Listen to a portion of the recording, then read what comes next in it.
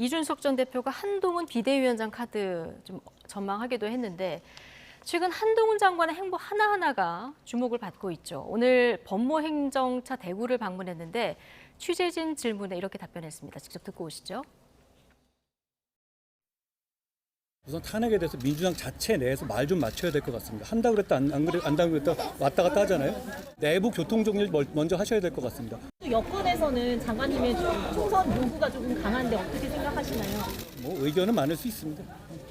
출마선 쪽으로 계속 뭐 이야기가 나오고 있는데 대구에 오신 거를 또 염두에 두고 말씀하시는 분도 많이 계신데요. 제가 대구에 두 번째 왔는데요. 저는 평소에 대구 시민들을 대단히 깊이 존경해 왔습니다.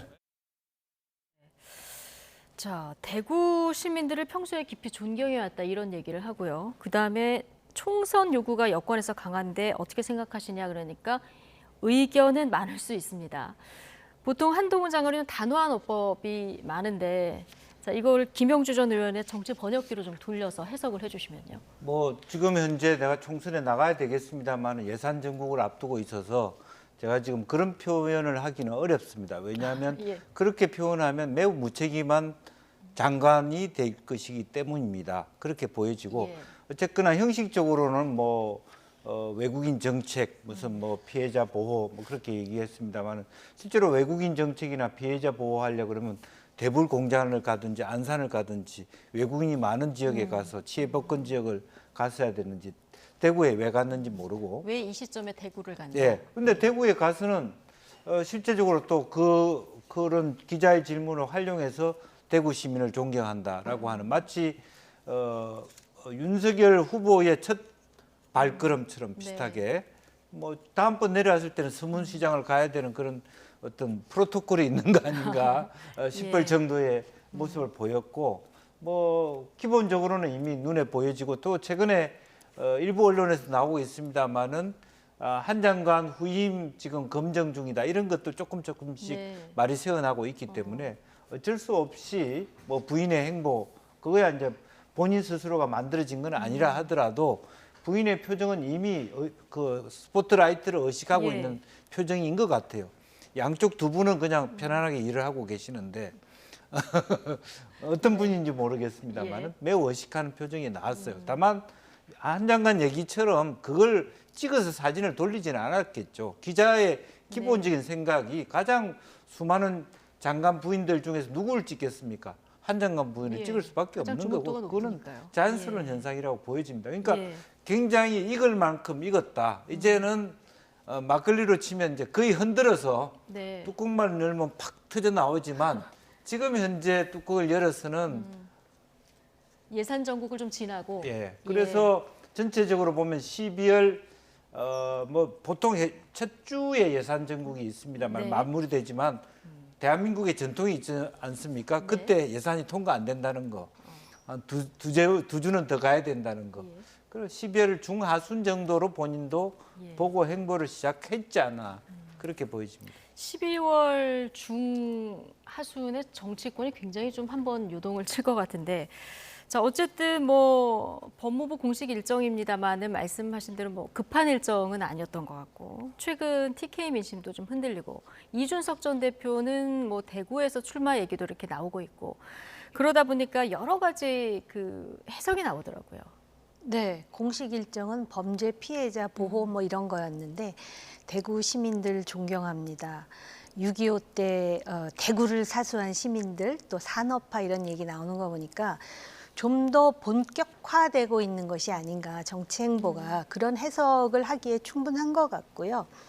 대구가 우파들에게는 완전 정치 1번지가 됐습니다. 그런데 지금 대통령도 대구를 방문하시고 또 이준석 대표도 지금 대구에 대해서 많은 언급을 하고 있고 대구 신당 얘기도 나오고 심지어는 한동훈 법무장관까지.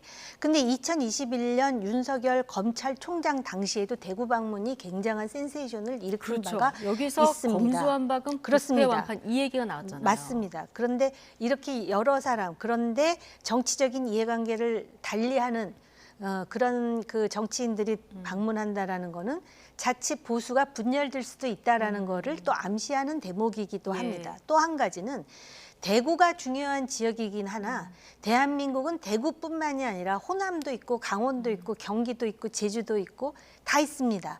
그런데 이렇게 그 어떤 자신들의 어떤 지지의 텃밭에만 이렇게 올인하는 이러한 일련의 어떤 그 태도라든지 이런 현상이 과연 바람직한 것인가. 특히 한동훈 법무장관이 정말 정치의 뜻을 두고 있다면 지금 뭐 보수는 아마 거의 대다수가 한동훈 장관을 지지하지 않을까 싶은데요.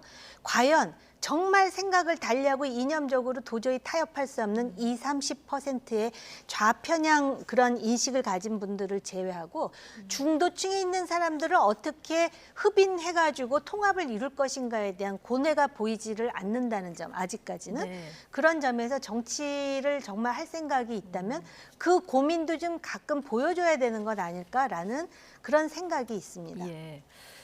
자, 앞서 윤석열 대통령 그 대구지검 방문한 얘기 두 분 모두 해주셨는데 오늘 뭐 한동훈 장관도 대구 가서 시민들하고 셀카도 찍고 꽃다발도 받고 이런 모습도 눈에 띄어서 네. 같은 길을 갈 거라고 결국은 그렇게 전망하십니까? 지금 이제 뭐 원래는 뭐 같은 길을 가려고 생각하지는 않았을지는 모르겠습니다만 현재 대통령의 지지율 또 국민의힘이 지난번 강서 보궐선거 이후에 출렁거린 모습을 보면서 선택지가 좁혀졌다. 그러니까 에이스인 한동훈을 이번 총선에 투입하지 않고서는 예. 다수당의 길을 갈 수가 없고 다수당의 길을 갈 수 없으면 대통령이 그야말로 뭐 수가 적어서 못 이뤄왔던 국정의 어떤 정책들을 추가적으로 더 진행할 수 있는 길이 끊긴다. 결국 조기에 레임덕이 온다라고 하는 그런 위기 상황 아니겠습니까? 네. 그래서 이걸 더 아껴놓고 뭐 장관으로 혹은 총리로 쓰고 싶어도 지금 현재 당이 휘청거리고 있고 심지어는 뭐 소위 그렇게 믿었던 장제원마저도 말을 안 따라오기 시작했으니까 또 이준석은 이준석대로 유승민하고 대구 중심의 신당을 한다니까 사실은 불이 나고 있는 거죠. 그러니까 급한 불은 꺼야 되겠다는 의미에서 좌고우면하지 않고 한 장관을 투입한데 지금 현재 이제 그다음 단계는 벌써 종로구냐 어디냐 비례냐 이렇게까지 논의가 급진전하고 있단 말입니다. 예. 이제 그렇기 때문에 뭐 거의 지금 현재로서는 후임자 검증자까지 들어갔다 그러면 대통령의 생각도 거의 저쪽 방향으로 굳어졌지 가능성이 않겠냐. 크다. 뭐 그렇게 예. 보여집니다. 지난주에 나온 갤럽 여론조사 하나 보실까요? 장내 정치 지도자 선호도 조사인데요. 자, 지난주에 나온 조사입니다. 자, 지금 이재명 대표가 전체로 봤을 때는 21%로 가장 높고요. 그다음에 한동훈 법무부 장관이 자 13%로 여권 중에서는 좀 제일 높게 나오는 상황인데요. 이거를 서울하고 대구 경북을 봤을 때 한동훈 법무부 장관 수치가 높게 나온 게 딱 저 두 군데거든요. 네. 이건 어떻게 행간을 읽어야 될까요? 이 뭐 최근 기본- 행보하고 좀 연결이 될까요? 그렇습니다. 이제 네. 어쨌든 기본적으로 보수 쪽이 경기도보다는 서울이 더 예.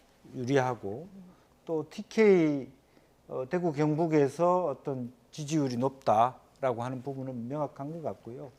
이제 그런 면에서도 보면은 전국적으로는 그래도 이 수많은 그 사법 리스크 속에서도 이재명 대표가 굳건히 하고 있다라고 하는 것은 이제 김종인 위원장의 말처럼 네. 아직도 대선 후보는 없다고 보는 게 낫다. 그게 더 나을 수도 있습니다. 그러니까 지금 현재 21%를 가지는 이재명 대표가 후보가 될 수 있다는 보장이 전혀 없어요. 또 한동훈 후보조차도 다음에 대선 후보가 된다는 보장이 전혀 없다. 이제 그런 얘기와 같다고 봅니다. 그러니까 눈에 보이는 사람이 그 두 사람밖에 안 보인다. 한동훈 장관 매일 나오잖아요. 예. 모든 언론이 한동훈, 그걸 민주당이 그렇게 만들고 있잖아요. 예. 키우고 있잖아요. 이재명 대표 예. 매일 저 재판 가는 길에 계속 방송 나오잖아요. 그것밖에 눈에 보이는 사람이 없는 거예요. 국민들이 다른 선택지를 아직은 예. 찾지 못하고 있지 않나. 그리고 총선을 지나봐야지 또 새로운 신당이 말하면 제3당이 나올 수 있으면 새로운 어떤 가능성, 새로운 리더가 눈에 보일 수도 있지 않겠나. 예. 그렇게 생각합니다. 그러니까 한동훈 장관 조금 전에 그 검사 탄핵에 대해서 질문이 나오니까 민주당 말 좀 맞춰라 이렇게 좀 얘기를 했는데 최근에 이렇게 한동훈 장관에게 자꾸 질문을 하게 되는 걸 민주당에서 좀 만드는 측면이 있고 이러다 보니까 주목도는 더 높아지고 이게 좀 반복되는 것 같아요. 네, 그 주목도가 높아지니까 또 맷집이 커지고 예. 그 소위 이제 자꾸 키워주는 거죠. 건드리면 건드릴수록 이렇게 이제 커지는 그런 효과가 있는 건 분명하고 또 본인 자신이 이제 그 법 전문가다이다 보니까 검사 탄핵과 관련해서 또 할 말이 얼마나 많겠습니까?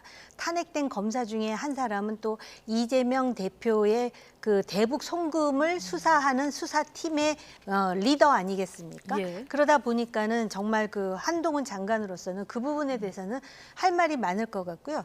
그다음에 그거 자체는 우와 좌를 가르는 분명한 선이 있기 때문에 진영을 결집시키는데도 상당히 효과가 있는 그런 그 쟁점입니다. 그렇기 때문에 그 소위 야당에서 네. 예를 든다면 한동훈 장관이라든지 뭐 이렇게 몇 사람을 타겟으로 해가지고선 상당히 이제 압박을 가하는데 한동훈 장관과 관련해가지고는 예. 굉장히 그 주의를 기울이는 그런 몇 가지 장면도 또 연출되지 않았습니까? 어찌됐든 간에 이런 거 자체가 한 장관의 정치적 주목도, 법무장관으로서의 주목도라기보다는 정치적인 그런 그 레토릭과 언어가 더 늘어나는 계기가 되는 것 같습니다. 예. 자, 민주당으로 가보면 이제 비명계 의원 4명이 원칙과 상식이라는 모임으로 이제 세력화를 시작했고요. 오늘 이재명 대표가 불출마하면 윤영찬 의원 같은 경우 우리도 따라서 불출마하겠다 이런 얘기를 했습니다. 이거 말고 뭐 험지 출마 얘기도 계속 나오는데 종로 얘기도 나오고. 근데 오늘 민주당의 전략기획위원장이죠. 한명도 의원이 그 이낙연 전 대표 종로 출마하면서 이제 총선 관리를 했던 이거하고 비교를 하면서 뭐라고 했냐면 이재명 대표의 험지 출마는 이낙연 전 대표 그 종로 출마 때하고 좀 상황이 다르다 이렇게 진단을 했는데 어떻게 보십니까? 복잡할 거 없고요. 예. 이재명 대표는 인천 계양에 그대로 안정적으로 가겠다. 뭐 그렇게 최근에 그렇게 최근에 하기 발언이나 위해서 행보를 봐서는 그렇게 예, 뭐 자기 지역구를 예. 돌면서 자기 뭐 유튜브 방송을 하고 지역에 있는 미용실을 가고 거리를 활보하고 하는 것은 나한테 다른 데 가라는 얘기를 하지 마. 이런 얘기하고 똑같은 예. 거. 나는 지금 다른 데 가서 험지 가서 떨어지면 나는 정말 잡혀가. 이런 얘기를 하는 거나 다름없다고 보여지고요. 실제적으로 보면은 이제 뭐 종로 같은 경우는 뭐 임종석 실장이 갈 수도 있고 한동훈 장관하고 붙을 수 있고 뭐 그렇게 형성이 될 거라고 보여집니다. 그리고 또 방금 이제 그 4명의 경우에는 실제적으로 당분간은 나갈 생각이 없다. 예. 그렇게 그 메시지가 분명한 것 같아요. 그러니까 물론 이제 나가려면 명분을 쌓기 위해서 이재명 대표한테 불출마를 선언하거나 험지를 선언하거나 또 혹은 민주주의를 얘기하거나 그런 얘기를 하겠죠. 예. 그러나 당분간은 지금 바로 이제 밖에 나가서 뭐 신당을 차릴 생각은 없다라고 하는 부분들이 그래서 실질적으로 보면 이제 박원석 말은 정택은 이런 분들이 원하는 것은 이준석, 유승민 오고 이쪽에 이현욱, 조홍천 같은 분이 오면 모양이 굉장히 커지는데 당분간은 민주당 쪽에서 나갈 사람이 없다 그런 것을 보여준다고 봅니다. 예. 자, 지금 뭐 민주당에서 또 험지 출마 얘기가 나오고 국민의힘도 마찬가지인데 만약에 지금 이재명 대표는 개항을에 출마할 뜻이 확실한 것 같다 말씀을 해주셨지만 국민의힘에서 상징적으로 김기현 대표나 아니면 장제원 의원이 뭐 연말쯤에서 정말 불출마를 선언하거나 아니면 험지 출마를 선언한다고 하면 이건 이재명 대표에게 압박이 되는 거 아니겠습니까? 안 될 것 같은데요. 안 될 것 같습니다. 제가 볼 때는 아마 험지 출마보다는 네. 불출마를 할 가능성이 높지 않을까. 왜냐하면 자신의 지역 연고가 확실히 강한 그런 정치인들이기 때문에 험지에 출마해서 당선되지 못하는 것보다는 불출마를 하면서 당을 위해서 희생하는 모습을 보여주려고 할 것이고요. 이재명 대표는 여태까지 자신의 기득권을 버린 예가 없었습니다. 그런 관례로 볼 때 아까 말씀하신 대로 개항해서 그대로 출마할 거라고 보여집니다. 알겠습니다. 자, 양당 모두 인적 쇄신 누가 빨리 하는지 국민들이 좀 지켜보고 있는 이런 상황입니다. 나이트 포커스 오늘은 정호김, 김영주, 전주위원 두 분과 함께했습니다. 고맙습니다.